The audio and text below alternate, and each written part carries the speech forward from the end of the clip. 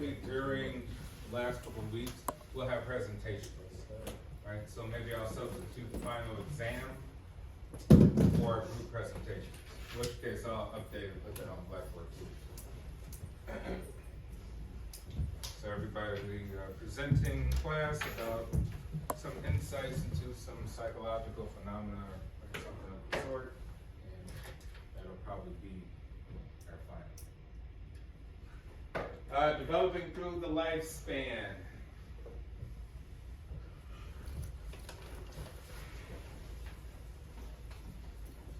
All right, so we're going to start from the beginning. We're going to talk about prenatal development, how we come into this world, how it kind of works, what are some of the mechanisms that happen before we are born into the world. All right, so we discussed in earlier classes nature and nurture. How does genetic inheritance interact with experiences to influence development? Right?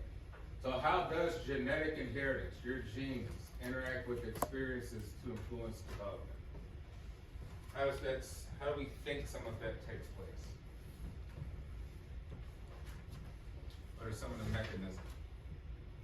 What do our genes have to do with our influence and how we develop? Yes? You realize when you experience something, your genes have to adapt to overcome the struggle in kind of sense. Or kind of like your genes have to kind of change, based off Yeah, absolutely. So, I mean, your sensitivity to change. Remember, Darwin said it's not the strongest person who survives or genes move on. It's the most willing to adapt, right? How sensitive you are to change. The world will constantly change. So for those who refuse to change in many areas of their life, they will be left behind, left to wondering why. And as technology advances, things are moving quicker and quicker. And so a lot of us have to adapt a lot quicker. Think of this, your genetic material inherited from your parents. You have sensitivities to certain things that happen outside. So we'd be like, hey, how come one person's depressed, some person's not? How come one person is neurotic, right? And they get extremely emotional from things and other people are not emotional. They could care less about that, right? How come certain people have certain personality traits?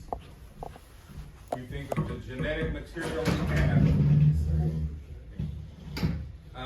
The genetic material we have has a predisposition, right? A sensitivity to these phenomena, right? So they're not all the same across the board. Right? So some people are able to grasp concepts easier because maybe their analytical genes are more sensitive to grasp certain phenomena out in the world, whereas others may need to do other things. All right, continuity and stages. What parts of development are gradual and continuous?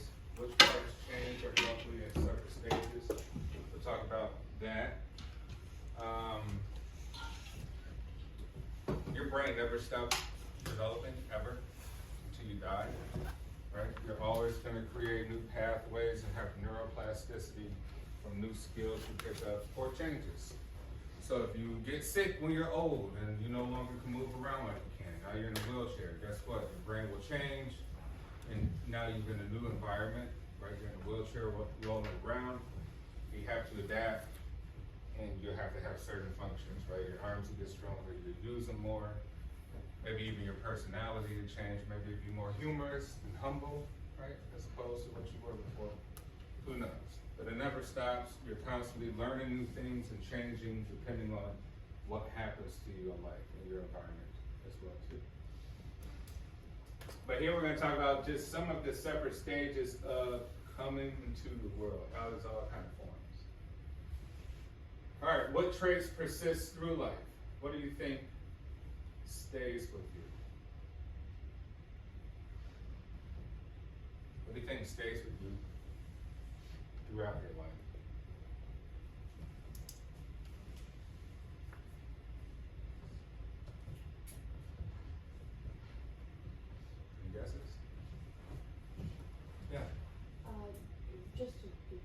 throw it out there, trauma, customs, and the responses of your parents to things?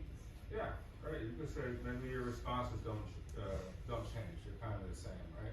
And even other people be like, oh, man, you're the same as when you were a kid in that particular area. Think of motivation and drive, right? Think of motivation and drive. A lot of times, children are always, they're like that, and as they get older, it never changes. They've always been motivated. They never stop. They're very active. Think of people who were introversion, personality traits, right? People who are always sitting in the back of the class or don't want to talk or whatever the case may be, or don't want too much exposure or don't want the spotlight on them. And there's other people, extroverted, right? You think they've always wanted the attention. They always love to talk and be around a lot of people.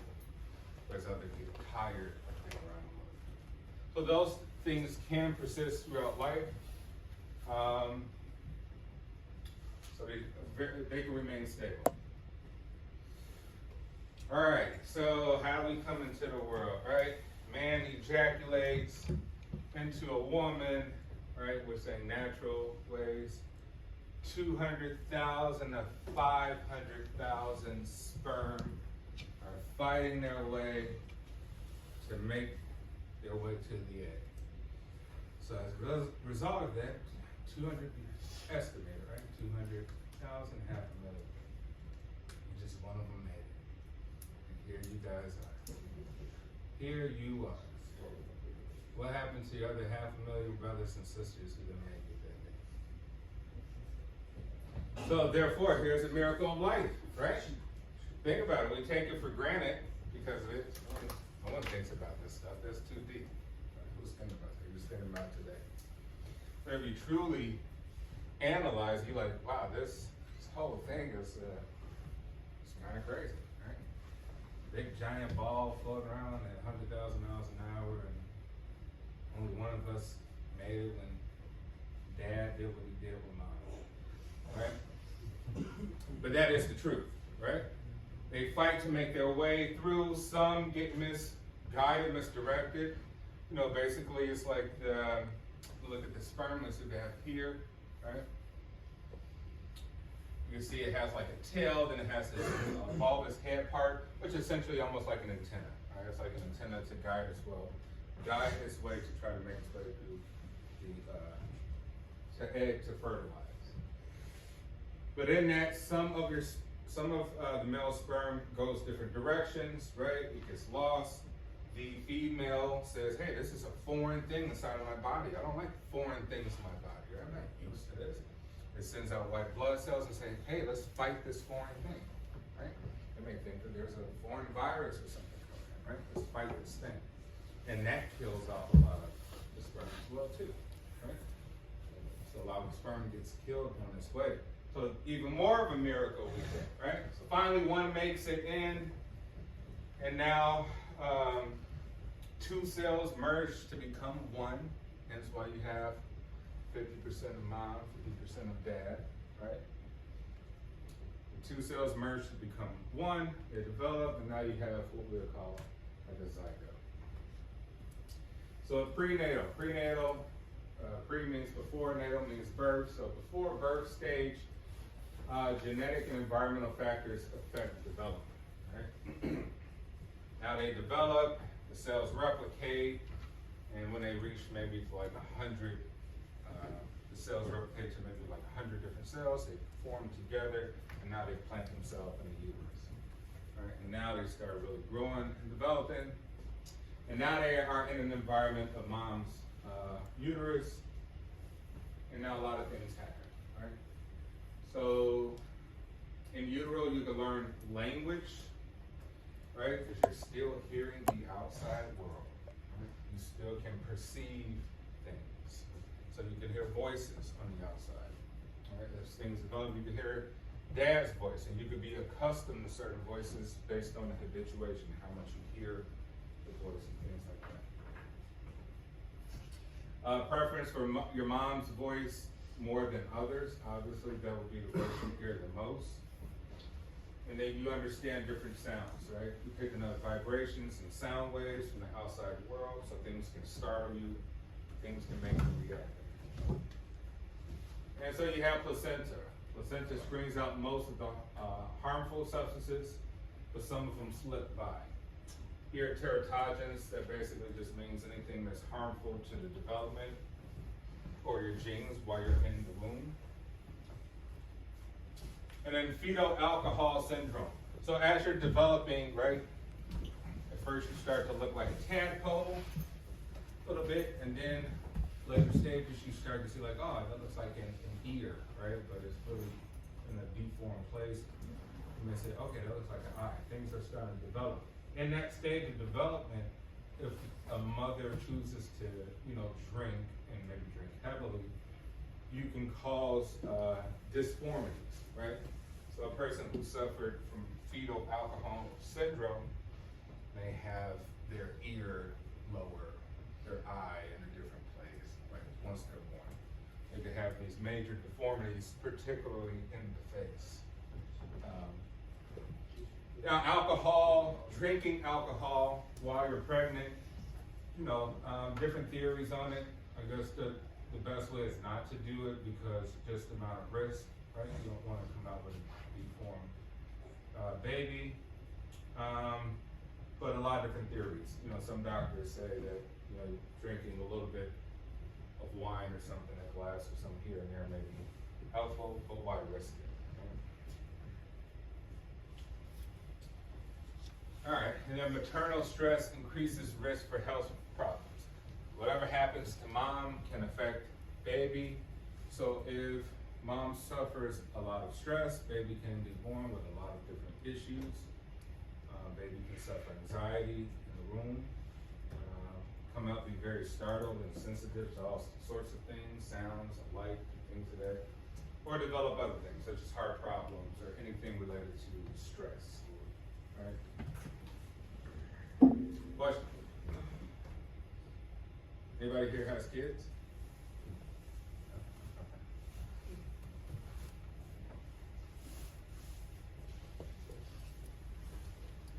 All right, so going into different stages. Competent newborn. What are reflexes? What are reflexes? What do you think reflexes are?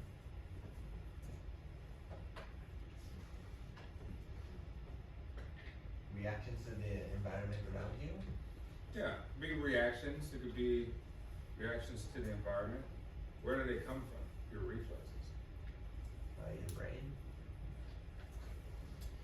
Yeah, but inherently, is it something you learn over time? Like, do you develop reflexes when you first come out in the world, or is it something like you already are born with, some sort of programming?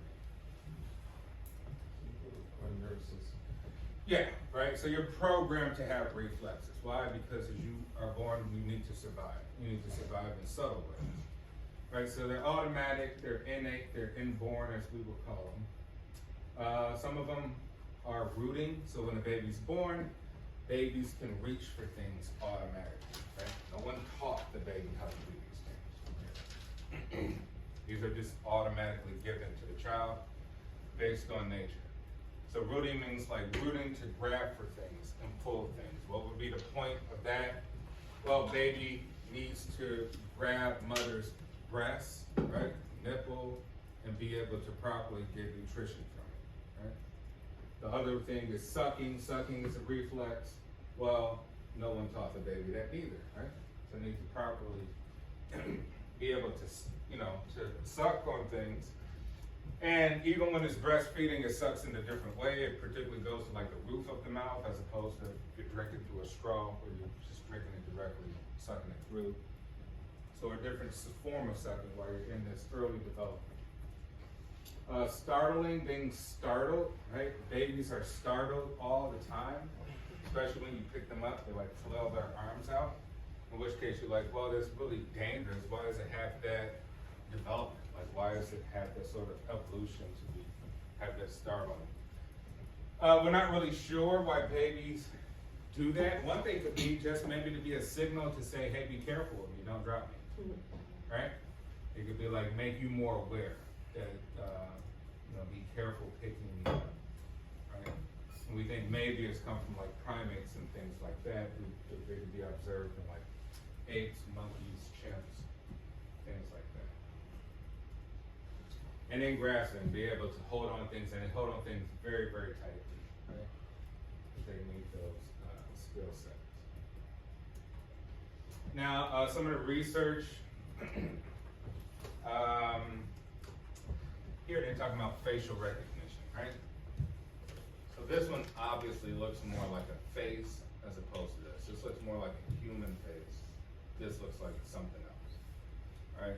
So babies are more comfortable with this face. They've done research with habituation, which is basically saying just exposure to certain different tests to see how babies respond to it. And so what we've learned from the research is that babies prefer human faces over anything that does not look like a human face, including other animals, right? Including dogs and cats and things like that, right? Babies prefer human face. Why? Why would evolution kind of give that to babies?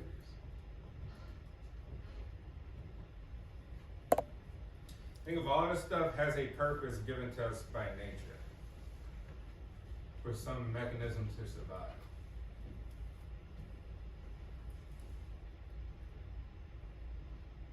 Think if it's in a foreign environment, there's no human faces, it will have to cry to alert somebody, right? So perceived threat. So prefer to be something within the same species that can obviously comprehend the baby, for whatever reason. So babies prefer human faces. Babies prefer mom's face more than others, right? Because that's the most familiar face. And faces is most likely exposed to, right? So and the thing is, babies don't, they need consistent presence. So if you're not around a lot of your uncle or a cousin like that, you're like, oh, why is the baby always startled when I come around? But you're not around enough. It identifies you still as a threat. You're just a foreign object, right? Even though it saw you 3 days ago, right? Mom sees the baby every day, all the time, all day. So that's a whole different story.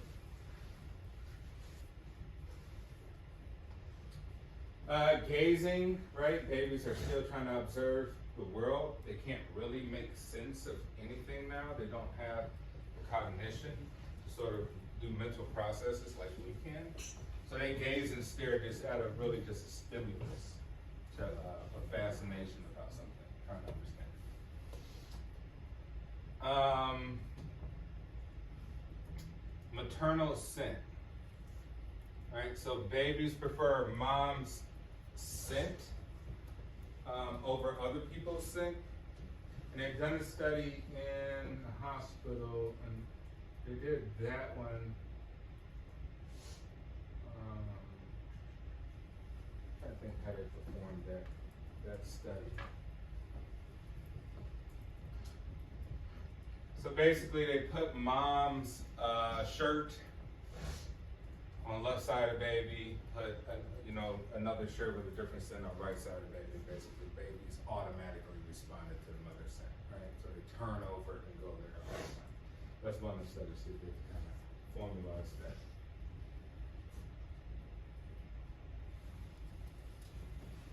All right, so development, explosive growth and developing prenatal brain. All right, so here we see brain activity, the neurons, the amount of neurons being formed.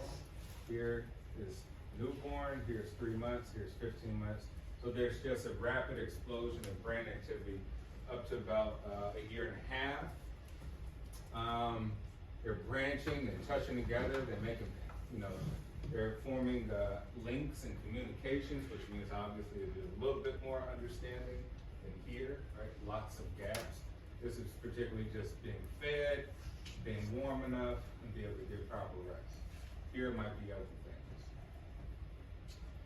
Most rapid frontal lobes growth from 3 to 6 years. Development continues into adolescence and beyond. Once again, your brain never stops developing. It goes on forever.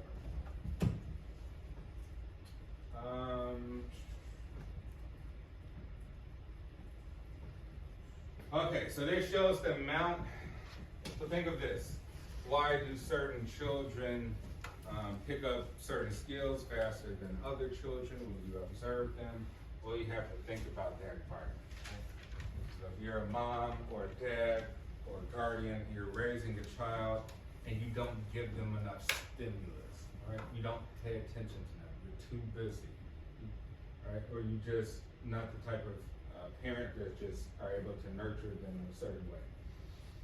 So here we're looking at the neural networks, right?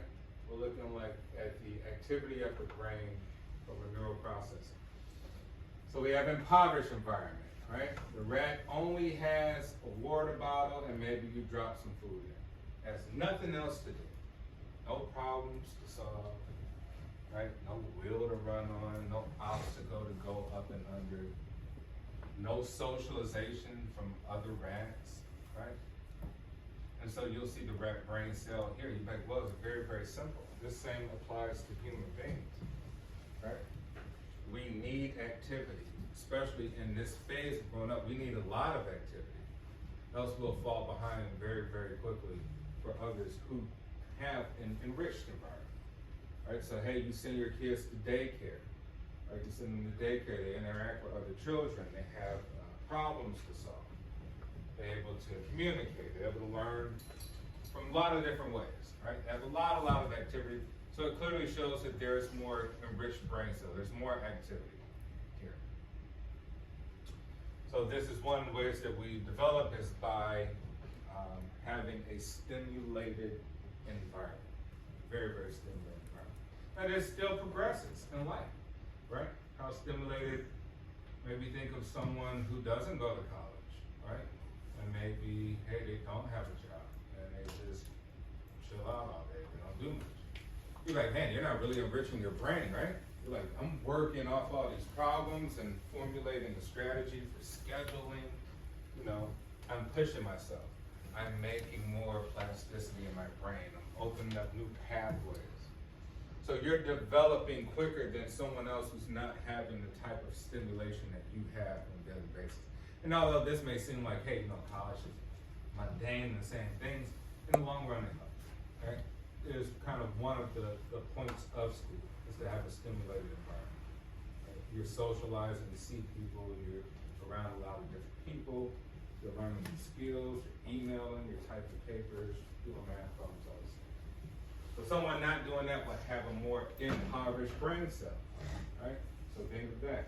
They have poor brain function because they have a poor environment. Rich environment, you got a rich brain cell.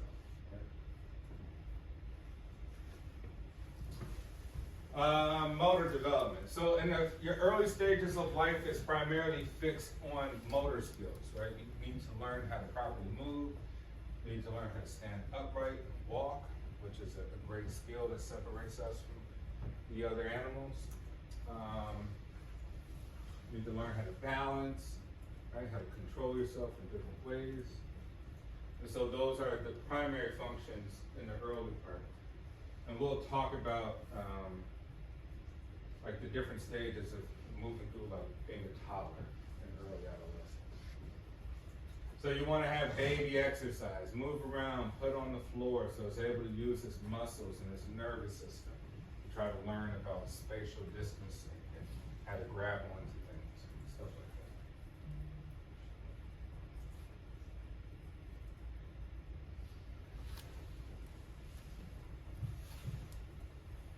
All right, so we talked about rapid neuron growth disrupts old memory circuits. So when we talked about like facial recognition, we're like, well, it's doing so much growing, right? That it disrupts the memory circuits for babies, causing infantile amnesia. If you don't come around enough, baby won't recognize you because essentially it has amnesia, right? Because it's too busy processing other important functions, such as eating, sleeping, things like this.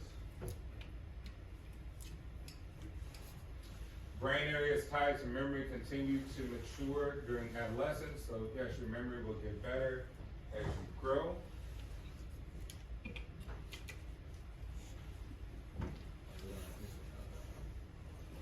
Jean Piaget, anyone familiar with that psychologist? So Piaget created this construct of different stages which a lot of psychologists use to construct their understanding of the world while interacting with it. So we'll go through some of his stages. Mental models. Think of this, in your brain, your perception, you build models all the time to make understanding of the world around you, right? So you build models of people to try to understand who they are. You build models of words, right? You're like, well, how am I able even to differentiate letter to letter to make a word? How am I able to differentiate words to make a sentence? How am I able to differentiate sentences to make a paragraph or something, right? We are constantly building models, which are simply just projections of what things are, right? We do this throughout time through learned behavior. So we'll talk about schema, assimilation, and accommodation. So like you said, from birth to age 2, your sensory motor stage, right? All you're primarily concerned with at that point is motor skills, movement, gradual unfolding of object permanence. Object permanence is babies don't realize that things, say we play peekaboo with a baby, right? And you go like this, peekaboo, and you go away. Baby doesn't realize that there's a face still behind your hand. Doesn't realize that an object can be permanent behind another object, right? So when you come back around, baby is excited. It's like, wow, that thing reappeared. But to us, we're like, well, it never went away, right? There's something behind hands, right? So object permanence. That's something that babies do not have up to about age 2. And now, past that, when you interact with 2 and 3-year-olds, they're able to quickly understand that there's someone behind it, and they'll pull the hand back. They're like, oh, let's put it down and see what's behind it. They have the curiosity. Then we got our pre-operational stage, which goes in to about age 6 or 7, so like 1st, 2nd grade. So things are represented with words and images, right? We watch all these little cartoon shows for kids. Things are associated by words, right? Or images, right? So you do flashcards, things like that. So they always associate. They may have difficulty expressing what something is, but they do know it if we show them an image of something. Still unable to perform mental operations, which is essentially like, hey, if one thing doesn't work, can we try something else? Right? So to that stage, if one thing doesn't work, you may be stuck there thinking like, okay, well, what do I do now? Right? But us as adults, we're like, oh, okay, that didn't work. Let me get this. Let me do this instead. Right? So processing, problem solving skills. Right?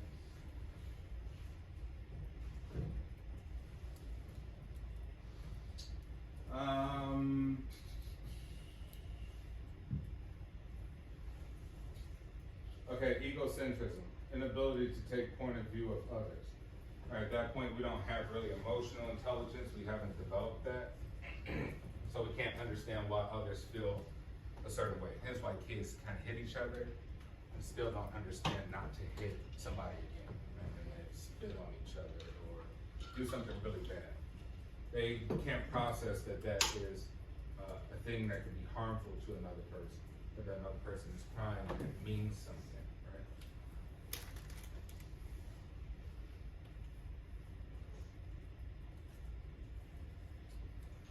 All right, here to give some baby math, right? All right, so we got 2 little objects placed in a box in a case, right? The hand brings in the second object. Here's a screen. So it places the screen up, right?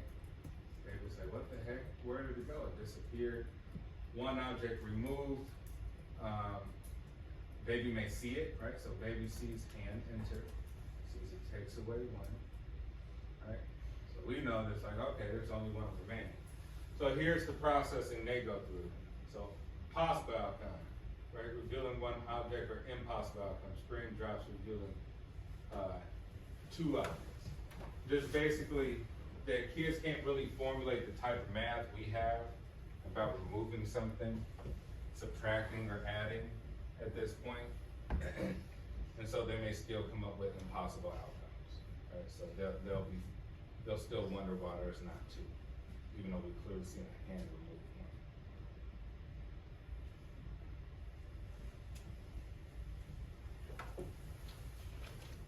one. All right, so before we continue with this, right, we'll talk a little bit about Freud. Right? Well, what time is it now? Okay. Well, we'll briefly talk about Freud before we continue on with Piaget, right? So as we talked about Freud, Freud is always controversial, and he talks about childhood development, and so Freud establishes up to about say 2 years old. He uses a different model, right? He'll say that the first stage is the oral phase, right? Oral phase means that the baby communicates and have sensitivities with mouth, right? So therefore, the only understanding it clearly has is that the mouth is a very powerful tool, in the sense that crying makes the outside people react, right? So a baby cries relentlessly without a care of anyone saying stop crying or shh, anything, right? It does not care.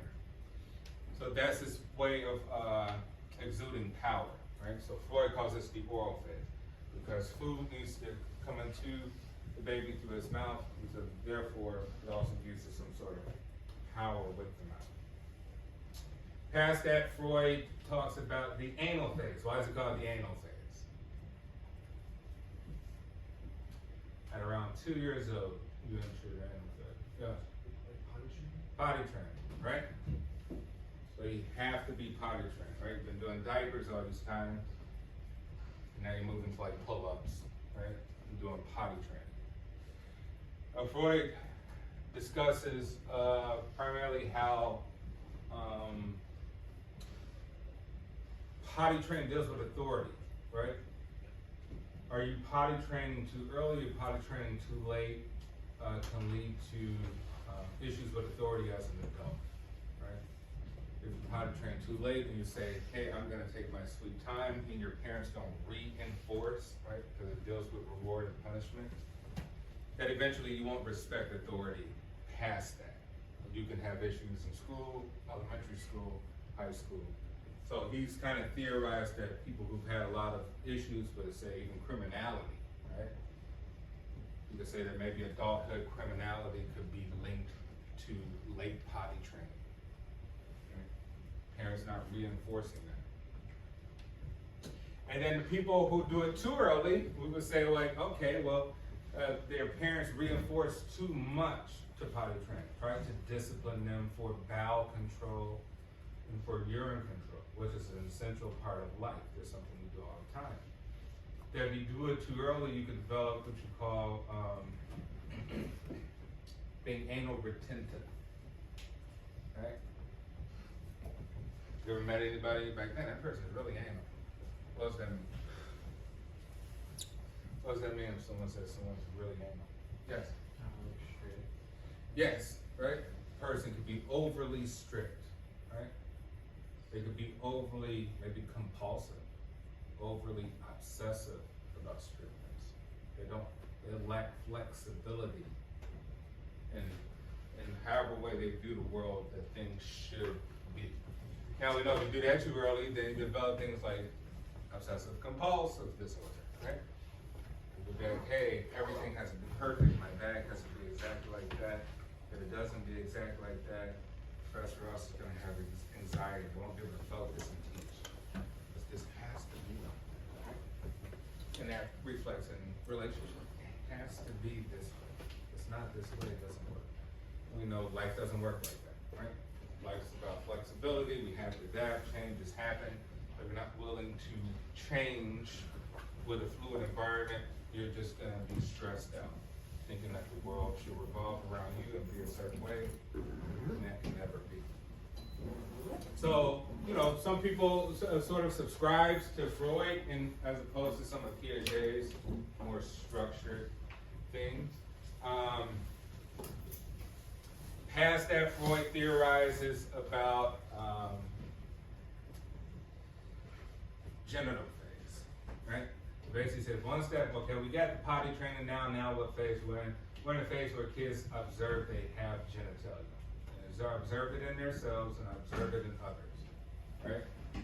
So if something, according to Freud, some of his theories, if something malfunctions, if we allow children to be too sort of free or fluid with their genitalia, or maybe touching other kids, or something of the sort, right? If anything goes wrong there, that typically you'll have issues, sexual issues growing up, right? You have a lot of problems. It can lead to promiscuity, right? Being promiscuous, or other things, right? And then past that's the latent phase, which is basically all of us we're in, right? Latent, which means that we finally formed as adults, and we're trying to figure out the world and figure out who we are using all of those previous stages. I'll end off there. I don't want to get too deep into this because I know we still got to focus on the exam. But any questions? No questions about development? Come on. We talked about a lot of interesting stuff. Anybody here plan on having children or want children, family? Who doesn't want children? That's surprising. That's surprising. I mean, I have, I got like 2 or 3 siblings who, you know, I'm the baby in my family, I'm the youngest. I got 2 kids. But I got 2 or 3 people, you know, older than me, who don't have kids. So I'm surprised that everybody wants to have kids at some point. Okay, that's good, that's good.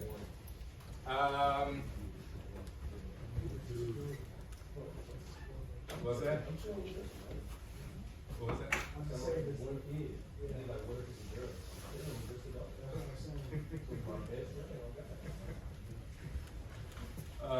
All right, any other questions about the exam or anything? All right, great. Well, I'll let you guys go. And yeah.